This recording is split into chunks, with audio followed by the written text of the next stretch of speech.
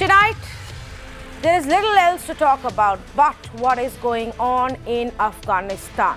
The complete disaster that has unfolded, nightmare for the people in Afghanistan over the last 48 hours, specifically as Kabul fell to Taliban and Taliban's control over Afghanistan was complete. So over the next 2 hours, we are going to put the spotlight on this big issue.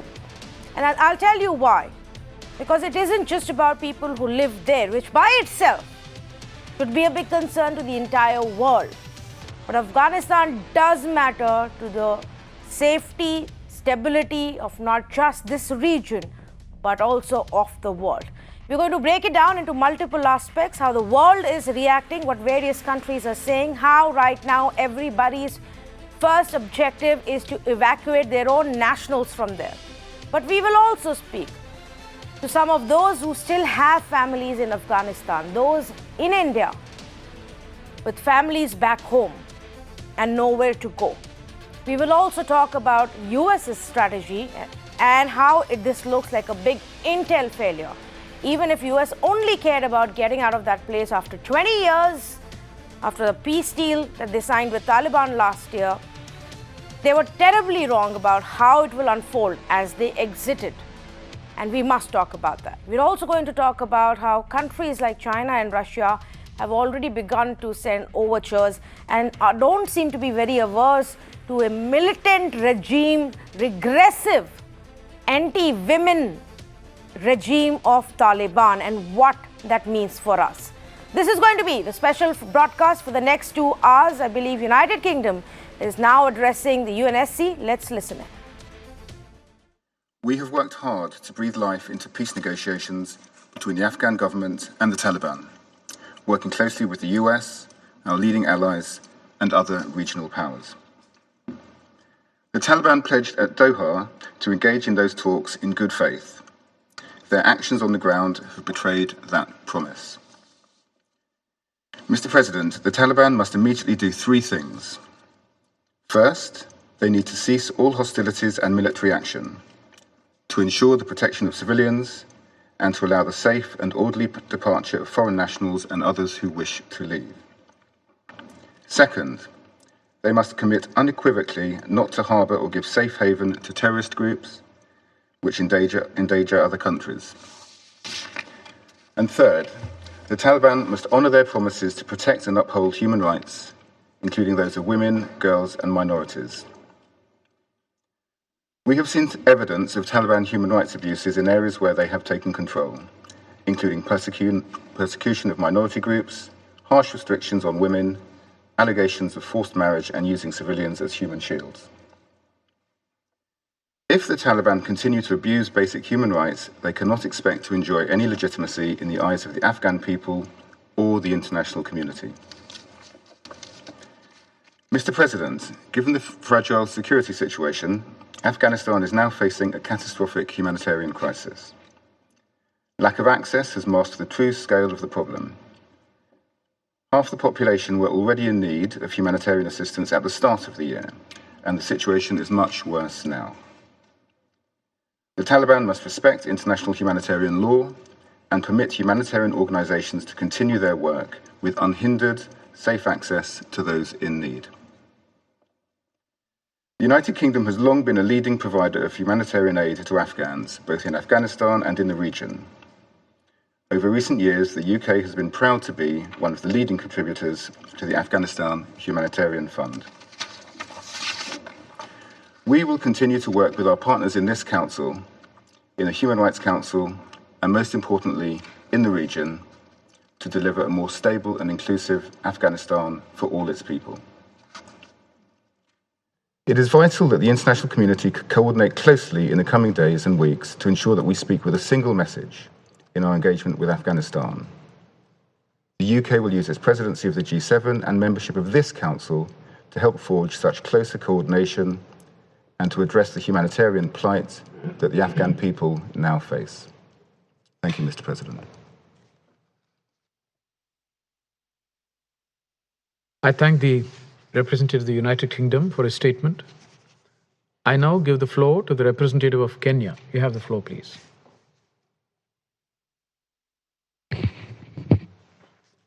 Good morning. Mr. President, I have the honor to make this statement on behalf of the A3+1, namely Kenya, Tunisia, St. Vincent and the Grenadines, and Niger. I thank the Secretary General for his brief. As the world discusses this, calls for peace, calls for humanitarian rights of Afghans to be restored, to be protected by Taliban, calls for other countries to give refuge to those from Afghanistan. At the end of the day, what is going to change if together as a world we cannot stop Taliban at this point? Then honestly, Afghans seem to be on their own. Let me just tell you, the visuals that we've got today show you how there is widespread fear and panic.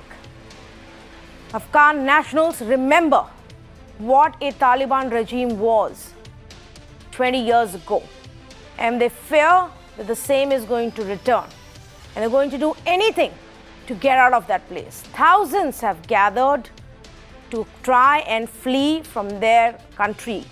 Now, while internationally various countries are evacuating their own people, they're leaving the locals behind unless these Afghans work for them in their own embassies or consulates. So the locals who've managed to reach that place, or people stranded in Afghanistan, are fighting to get on aircraft, fighting to get on any plane. We've had visuals of people running alongside a moving US military plane, running alongside it. We have visuals of people clinging on to the plane, climbing on it, atop it, holding on to the wheel. We had a visual of how a man was just hanging from there and then was pulled inside. We have visuals of people falling from the plane. These are the heartbreaking scenes emerging from the Kabul airport today.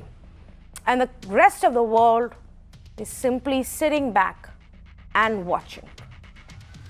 Let me also tell you what India's reaction has been. India has said we are closely monitoring the developments in Afghanistan. And while we had issued initial advisories, we had issued initial warnings asking people to get out of that place, we are aware of the fact that some Indian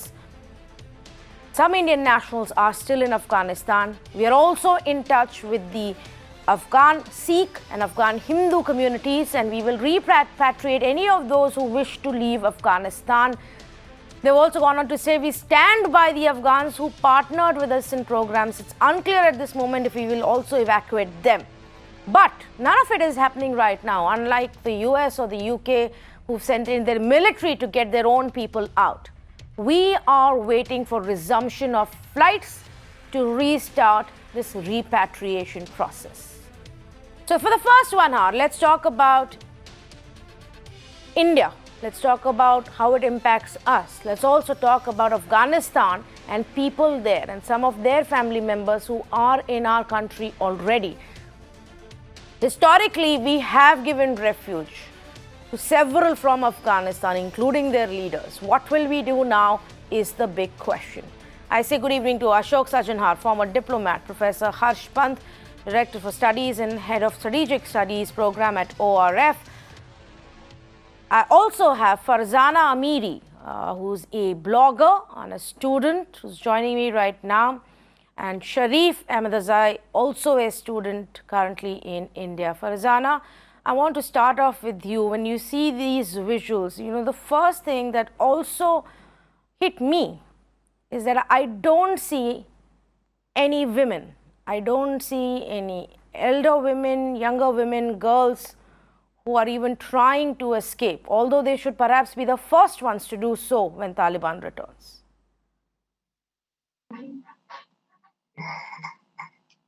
Okay, thank you so much. Actually, all over the world knows what's going on right now in Afghanistan.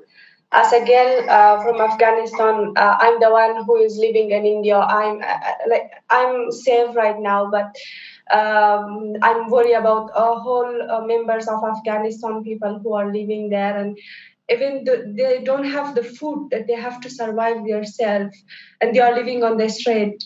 They came from other province of Afghanistan in the main capital in Kabul, and nowadays, on Sunday onward, Kabul also got like the worst situation. Um, of course, each and every member of Afghanistan are having the very bad situation. Mostly girls, young girls who are in my age, which I cannot talk about them even because I heard so many stories that they are taking the girls away, and the father and mother are not able to keep their girls, and we don't know what they are doing with the girls.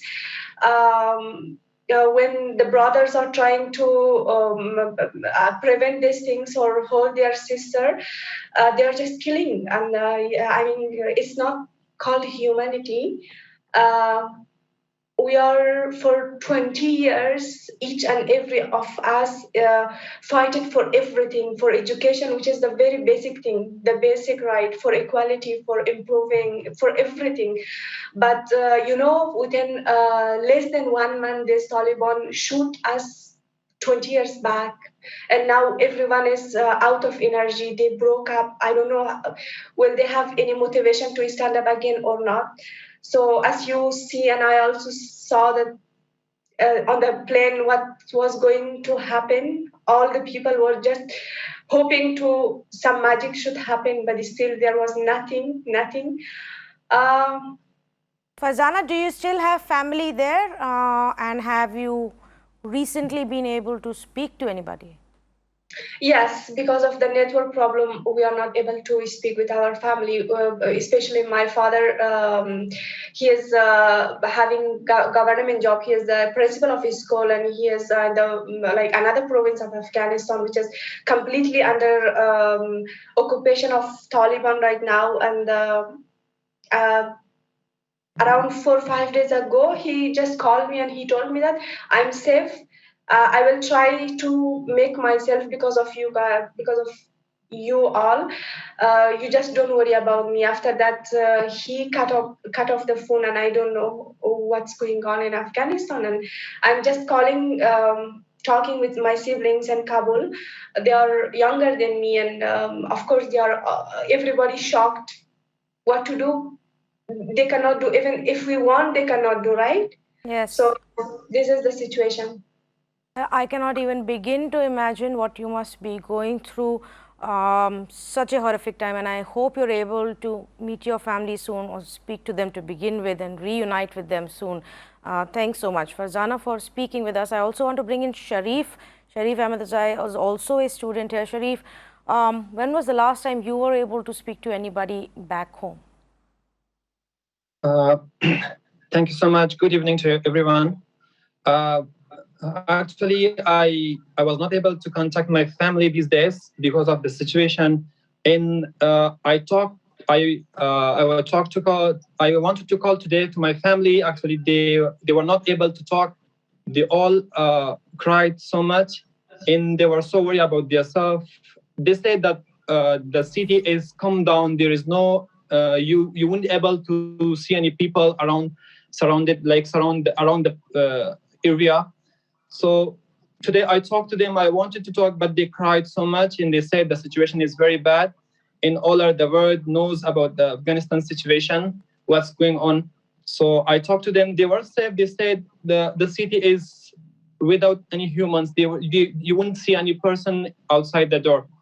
So they are safe, but we don't know what will happen in the future. And you all know that what's going on in Afghanistan, especially Kabul, and we don't know what will happen in the future. Sharif, when in the last few weeks when Taliban was going from one province to the other, at that time did you speak to your family, talk about whether it will be possible for any of them to get out or not, or what will happen?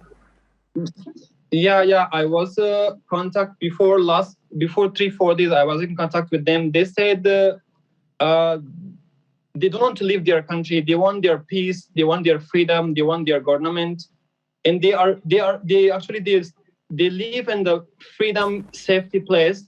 So as you know that the Taliban came very soon. No one think about that they will capture all the country very soon within 1 week. Before 10 to 15 days, there was nothing. No one will think like that how it will happen and how it will be. So I talked to them. They said we are not able to move on, and we don't want to leave the country also because we are from this land. We have to serve for this land. We have to behind our government. But suddenly it happened. The situation become like it's different now. Everything is destroyed. We don't have government there because of the wrong decision and all. So they are safe right now, but they don't have any plan to move from the Kabul, but they will stay there for some time. Okay, so they don't want to leave Kabul, they don't want to leave their homeland, and they hope there is peace that is restored. They don't have any plan to leave the country, right. Because they are from that land. We have to protect our land. We have to stay there. We have to behind our government. We have to support our government. They will be in Kabul, but they need peace. They need freedom, right? Like how it was before. Well, let's hope so. I really don't have, any more to add to you, Sharif, or even to Farzana, except I'm sorry that the world has actually not been able to help your country beyond this point. But let's hope that happens and peace is restored.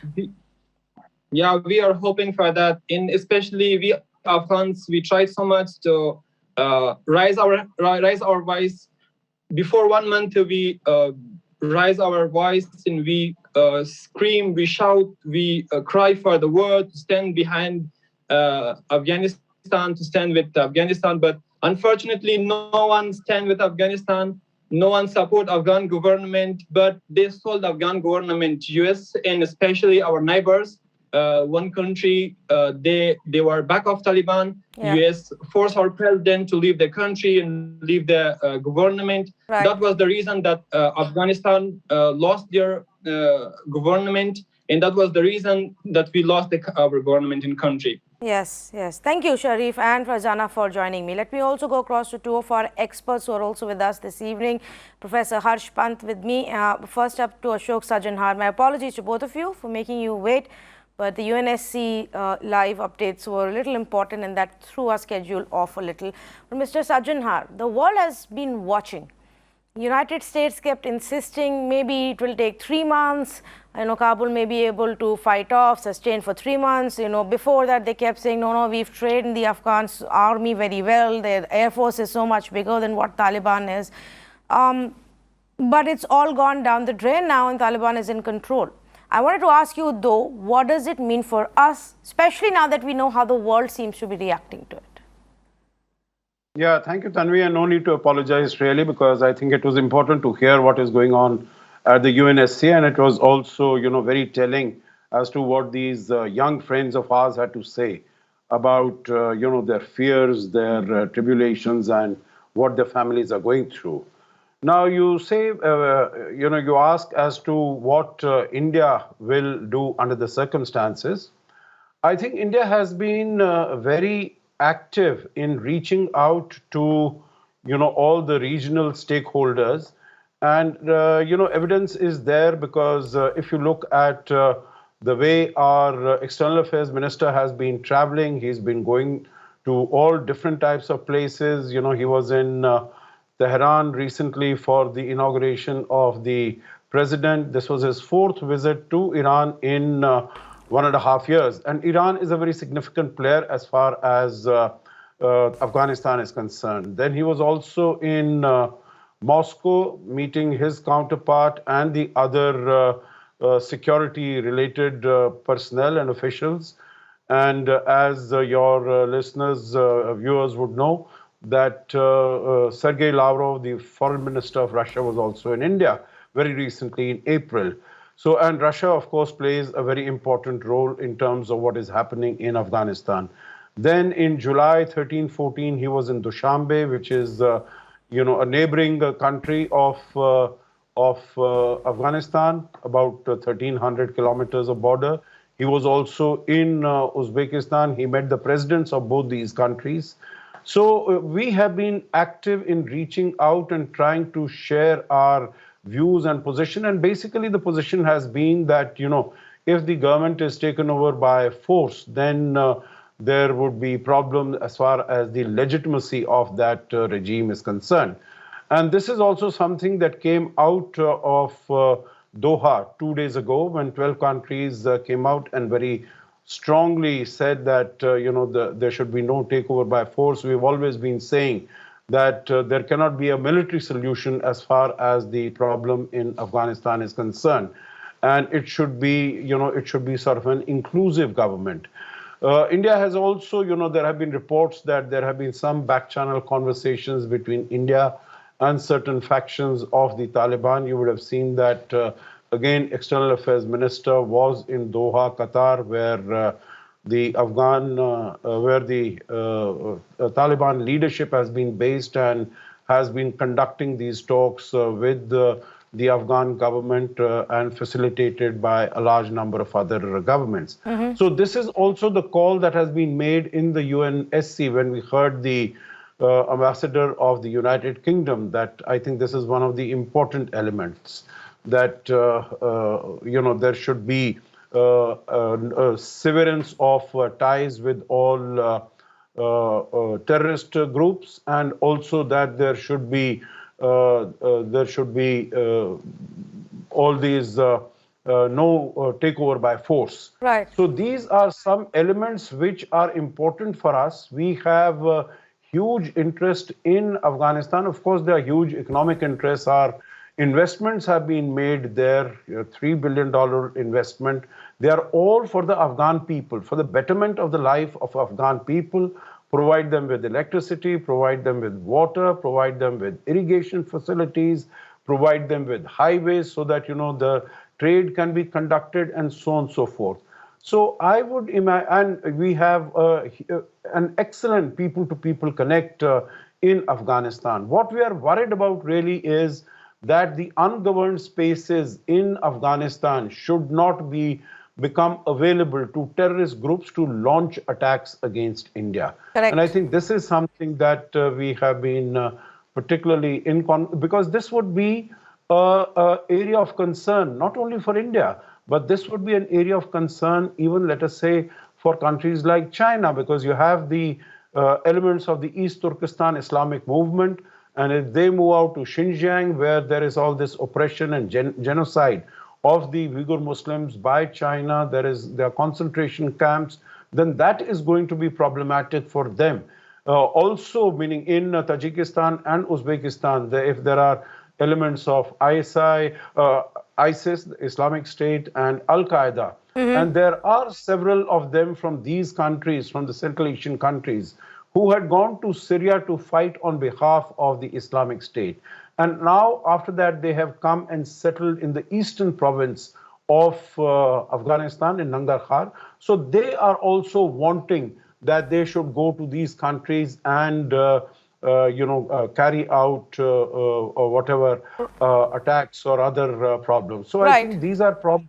For us, the bottom line is that the territory should not be used for terrorism purposes against India, which Pakistan will try to promote, and which the Taliban also might act along with them.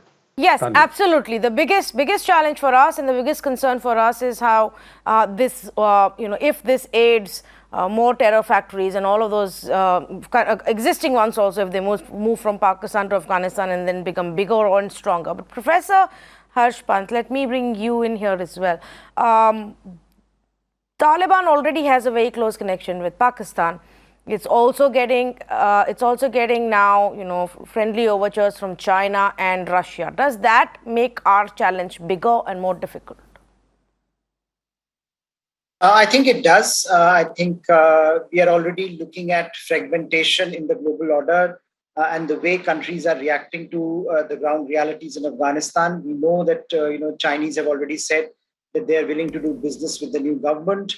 Pakistan's Prime Minister's statement is very clear Of course, that Taliban and the Afghan people have broken up the shackles of slavery, and we know that Russia is already engaged at the highest levels to to engage with the Taliban. So I think, and on the other side, you have Western nations where we heard the British Prime Minister this morning saying that the like-minded nations should act together and should not be in a hurry to recognize Taliban. So I think the next struggle would be in the international community will be between those who would want to recognize the Taliban quickly as soon as possible and those who would resist this temptation and see what happens on the ground. And I think India would be part of that second group, which would be looking very carefully as to what Taliban does, because at the end of the day, whatever Taliban, whatever happens on the ground will determine what India's response would be. At the moment, Taliban are saying a lot of nice things, that there will be no revenge and that we want to have a very representative government. But it is the proof of the pudding is in the eating. We have not seen Taliban generous in the territories in which they were capturing in the past. So clearly, there are a lot of questions that remain unanswered. And at the moment, because the focus is primarily on evacuating people, nationals, evacuating diplomatic staff, and making sure that those Afghans who stood up to the Taliban, who helped us and other countries, should be given some degree of protection. And I think that's where a lot of effort should go. And eventually the question would arise as to what happens to the recognition problem. And there I think India will have to decide. And as you were saying, this would complicate some of India's options if a few countries, including Russia, move quickly and give recognition to the Taliban. And I think that would make things a bit difficult for India. But as was discussed, our primary concern remains that the territorial use of Afghan for purposes that can be inimical for India.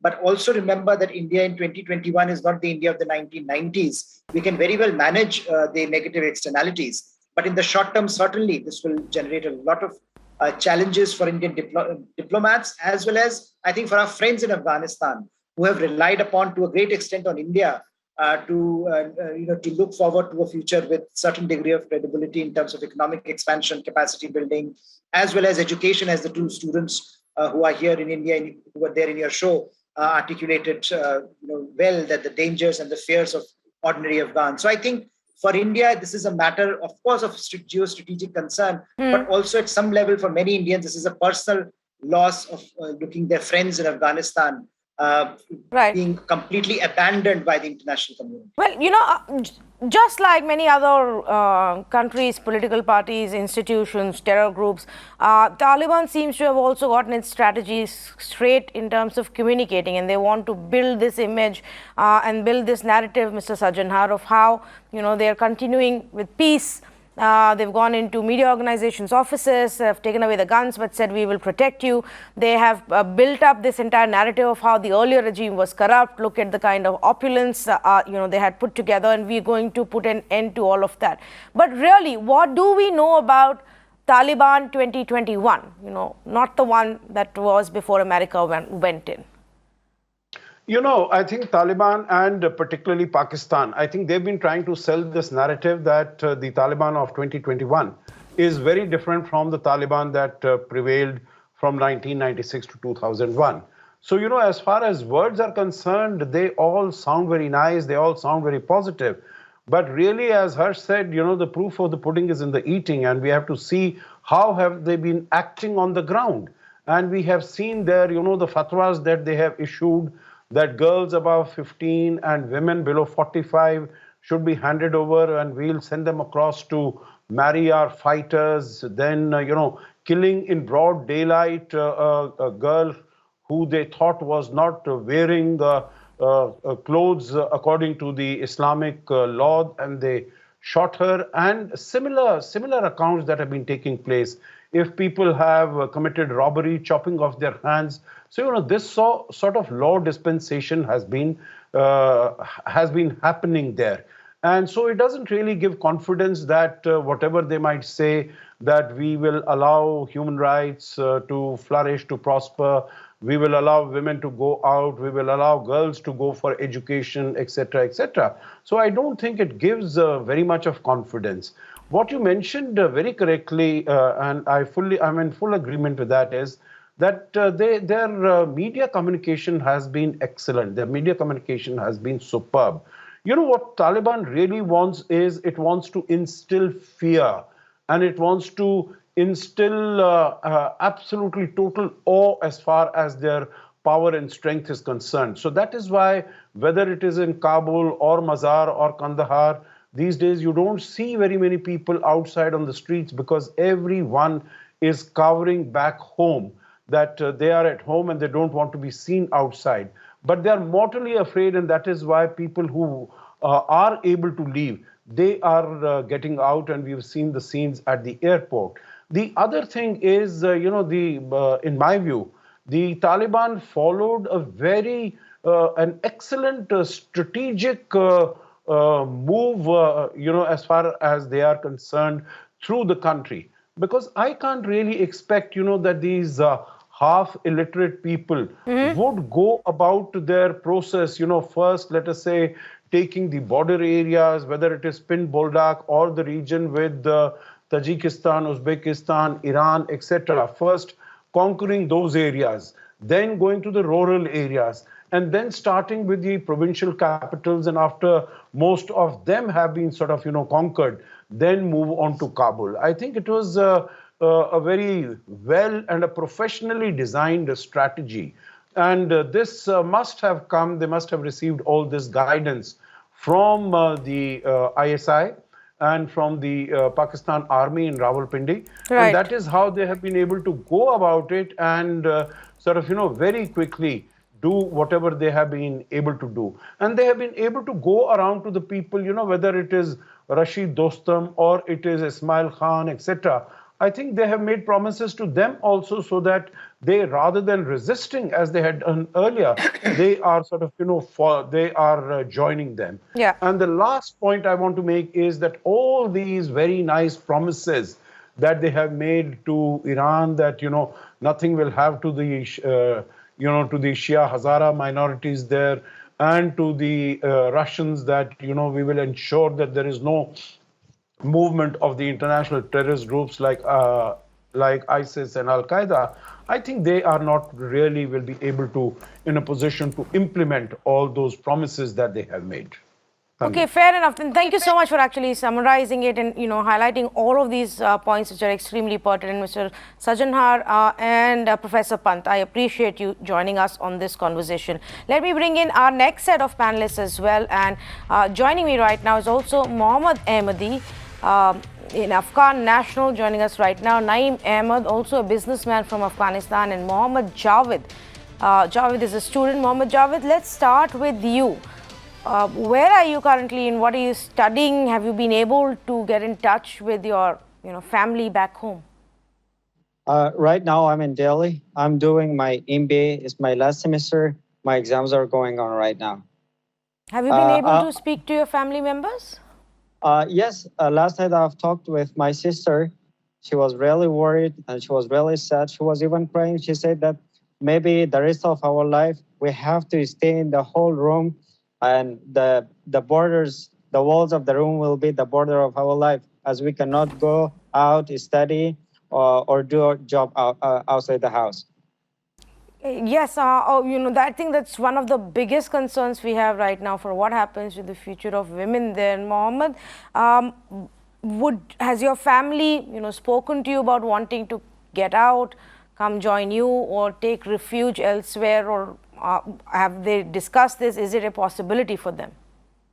I think in the current situation, the current scenario, if any family get any chance, even if there is 10% of getting out of the country, they might not doubt. If it's possible, they will be out in just a few seconds, as you have seen what has just happened in the airport. Yeah, did you have any plans of, when you would finish your course, since you said you're in your last semester, were you going to go back home? Because a lot of people are telling us nobody expected Taliban to move this quickly and situation becomes so bad, Mohammed Javed. Yes, the situation which is going on right now is very, I can tell, is a big disaster. I was planning to go back to my country after I have done my education and all, because I have studied for everything from my country. So I can go back to my country at least play a role in development of my country. But right now the situation is very tense. I talked to my family. They say that we want to go out. Everyone is want to go out, and you're gonna come in. So until the situation stabilizes, I might not be able to go because I've studied in India, and you know, the Taliban are kind of allied with Pakistan and ISI. They have got connections. I think there will not be any space for us, the people who have, the students who have studied in India. There will be no career for them in Afghanistan so far. Yes, and no future or a bleak future as of now. One can only hope it improves for your sister as well. Thank you so much, Mohammed Javed, for joining me. Let me also bring in Mohammed Ahmadi. Mr. Ahmadi, if you can tell us a little bit about yourself, where are you based currently, and if you've managed to hear from anybody back home as to what the situation is. Yes, unfortunately, the situation is worse than ever.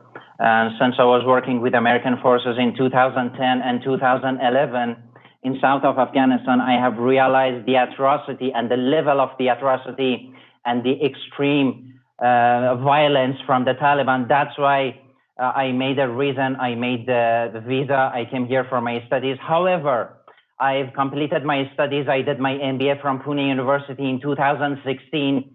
But since 2016, I have decided to stay in India, and I have made my decision not to return back to Afghanistan.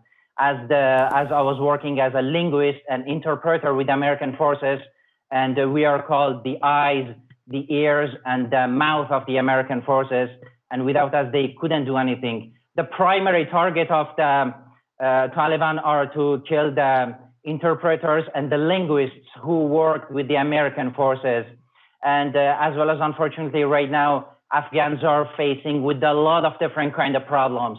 Most of the Afghans, they don't have even passports, and the passport office is closed at the moment. And there are millions of people, they are waiting to get their visas. And most of the countries, they have brought a lot of different Mr. Ahmadi, I'm so sorry to interrupt you. Do stay on with me, but I believe the representative of India is speaking at UNSC right now. Let's just try and listen into that. Discuss the situation in Afghanistan. In this short period of time, we have witnessed dramatic changes in the situation. We have also seen very unfortunate scenes at the Hamid Karzai International Airport in Kabul. There is widespread panic among the people. Women and children are in distress. Incidents of firing have been reported from the city, including at the airport. While the security situation remains precarious, a grave humanitarian crisis is unfolding. We have heard urgent appeals from all quarters, including from the Secretary General. It is time for the international community, in particular this Council, to act and ensure an immediate cessation of violence and contain any possible crisis and mitigate its consequences. As a neighbor of Afghanistan, as a friend of its people, the current situation prevailing in the country is of great concern to us in India. Afghan men, women, and children are living under a constant state of fear. They are uncertain about their future. Everyone is concerned about the increasing violations of the fundamental rights of the Afghan citizens. Afghans are worried about whether their right to live with dignity would be respected. There are many unanswered questions. We hope that the situation stabilizes soon and the parties concerned address the humanitarian and security issues. We also hope that there is an inclusive dispensation which represents all sections of Afghan society. Voices of Afghan women, aspirations of Afghan children, and the rights of minorities must be respected. A broader representation would help the arrangement gain more acceptability and legitimacy. The current situation in Afghanistan has numerous challenges. However, there are a few opportunities. If there is a zero tolerance for terrorism in all its forms and manifestations, and it is ensured that the territory of Afghanistan is not used by terrorist groups to threaten or attack any other country, then Afghanistan's neighbors and the region would feel safer. The Secretary General has underlined this unequivocally just now. Afghanistan has already seen enough bloodshed in the past. It is time for the international community to come together unitedly, rising above any partisan interests, to support the people of Afghanistan in their desire for peace, stability, and security in the country, and to enable all Afghans, including women, children, and minorities, to live in peace and dignity. India has contributed significantly in recent years to the development of the country. In this context, Indian development projects has been undertaken in critical areas of power, water, road, healthcare, education, agriculture, and capacity building. India's emphasis has been on the welfare and the well-being of the people of Afghanistan. Before the current crisis unfolded, India had ongoing development projects in every one of the 34 provinces of Afghanistan. As underscored by Council members, we need to continue to support the robust work of UNAMA and ensure their safety. We call upon the parties concerned to maintain law and order, ensure the safety and security of all concerned, including UN, diplomatic, and consular personnel, and observe human rights and international humanitarian law in all circumstances in Afghanistan. Thank you. That was India there, making two very clear points. One, that of course they stand by people of Afghanistan and would hope to continue with all of the economic and business interest development projects, everything that they've done for the people of Afghanistan. Secondly, making it very clear that the world needs to ensure that the Afghanistan soil is actually not used for terror. And that, of course, is the big concern that we have right now. Let's also say good evening to Mr. Pinak Ranjan Chakravarti. Joining me this evening, also Aarti Tikku Singh. Mr. Chakravarti, let me get a quick response from you. And just to put it in perspective, what do these statements and speeches at UNSC really mean for people on ground? Well, this is an expression of the international community's sort of worry and the issues that they are worried about. Now, the question really is that we can make all those speeches at UNSC and they sound very good, but what are you going to do about it? The UNSC, unless it acts unanimously, particularly the permanent five, it's very difficult for them to act. I mean, if you want to send, for example, a UN peacekeeping force, it will take time to raise such a force. And of course, the UNSC must authorize that kind of thing. Now, I'm not so sure that the UNSC will do that kind of a thing. So I suspect that the UNSC resolution will be along the lines that you heard people speak. The UNSC, for example, talked about human rights and peace, etc. These are all nice things to say. But what actually happens on the ground can be exactly the opposite. And so it's really now the Taliban government that will come. And whether it will be recognized, because there are two issues that have been raised. One is that of legitimacy. The other is that of takeover by force. So I think if these two and on both these counts, the Taliban don't qualify, because there is no legitimacy for this. There is no power by force. So there's no legitimacy that way either. But then, see, the point is that countries have been dealing with the Taliban, which has been described as militant, and, terrorist organizations, all kinds of things. So by dealing with the Taliban, some legitimacy has already been given. The Americans did that. They were negotiating with them in Doha. China has been in touch with them and negotiating with them. Pakistan, of course, is their what shall I say, collaborator and financier and trainer and everything, because it's in Pakistani camps that the original Taliban was born, and since then they have been staying there, training there, and they have been fairly infiltrated by the Pakistani ISI, who have helped them even now. And also the jihadi organizations like Lashkar-e-Toiba, Jaish-e-Mohammed, and many others who've been fighting alongside the Taliban, because ideologically they are on the same page. Correct. So that is what is happening, and that is what has happened. So we'll have to just wait and see, because, of course, the immediate problem would be the refugees, and where do they go, and how can they be evacuated? There are some assurances have been given by the Taliban, several, even to India, that we will not impede the evacuation, etc. And India must remain neutral. Even on J&K, they said it's India's internal issue. They have said some of those things, but how much they mean it? What is Pakistan going to demand for all the support for the last 20 years that they've been giving the Taliban? Absolutely. Mr. Chakravarti, what you raised here and what you mentioned, the conversations that various countries have already had, dialogues open, behind closed doors, some of the other kind of dialogue. Aarti, why should anybody then expect today that the world will behave differently and come to the rescue of the people of Afghan, when clearly, a year and a half ago, US struck a peace pact, a so-called peace pact with the Taliban? I think the intention became very clear then itself that people of Afghanistan will be abandoned. Yes, I think it was made very clear. Mr. Chakravarti, if I may just take that question across to Aarti Tikku. Yes. Okay. Yeah. Tanvi, absolutely.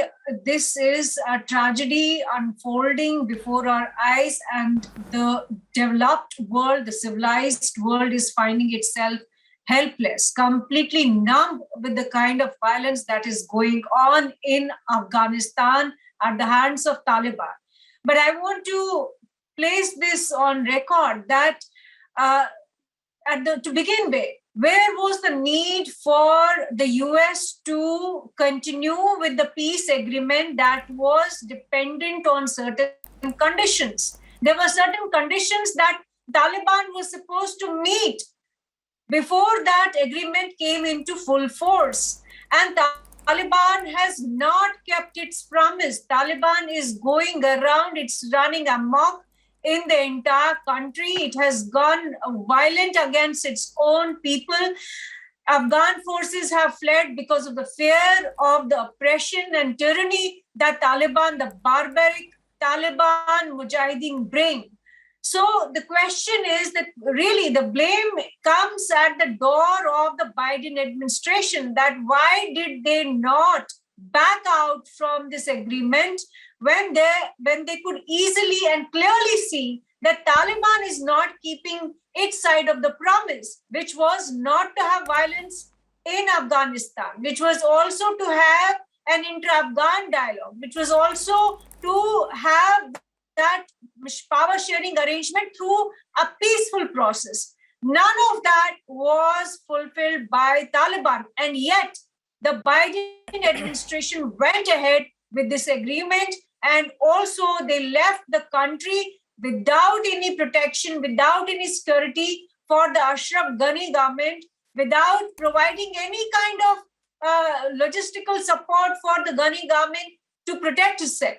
So my issue is that to begin with, Taliban should not have been trusted, because Taliban is the same force that provided shelter, logistical support to Al-Qaeda, and Al-Qaeda killed 3,000 Americans in September 11 attacks. So how could American establishment, security establishment, trust these people who have absolutely no qualms in killing ordinary civilians in America or elsewhere and using its territory for terror groups? For example, Taliban is providing shelter to Hizbul Mujahideen, to Jaish-e-Mohammed, to Lashkar-e-Taiba, the Kashmir-centric terror groups founded and sponsored by Pakistan Army. So my issue here is really that America has not only been defeated by Taliban and Pakistan nexus, Pakistan Army nexus, but also they have been fooled, and America was foolish enough, the Biden administration has been foolish enough to trust and to go ahead with this agreement. This is a disaster, not only for Afghanistan, but for the entire region. Right. Oh, yes, absolutely. And we're going to talk a lot more about it in just a while from now on the 9 p.m. edition as well. But I also want to bring in Naeem Ahmed, businessman, belonging to Afghanistan. Mr. Ahmed, have you been able to speak to your friends and family members back home? What is the situation? First, good evening to everyone. First of all, I want to be thankful from Indian nation and Indian government, which they done for more than 20 years for Afghanistan, for Afghan nation. Because of that, I'm really thankful from all of you. Second, yes, I just spoke with my family, and we are belong to as a part of politics. So my family, they took visa to came to India. Unfortunately, suddenly everything became changed. So when I was like a kid, I was in school. The same nightmare which I saw over there, our teacher came and he said that the schools are going to get closed because Taliban has came. We thought which kind of human they are. So they are uneducated people. They are uncultured. They are so brutal. I can say that they don't know how to behave with the people. So this time I don't know how they came, how they came to the power. So right now, Kabul, especially Kabul, is under unknown situation. There is no security, there is no police, there is no army. Everything is like as we saw, airport become like bus station. So everybody rush over there. They thought that somebody will help us in the airport because that was the final hope for the people. But unfortunately, nobody care about anybody right now in Kabul. My family, they are in Kabul. They left their house. They're in somewhere else because of the situation which we are living in the area. It's under so they can stay there.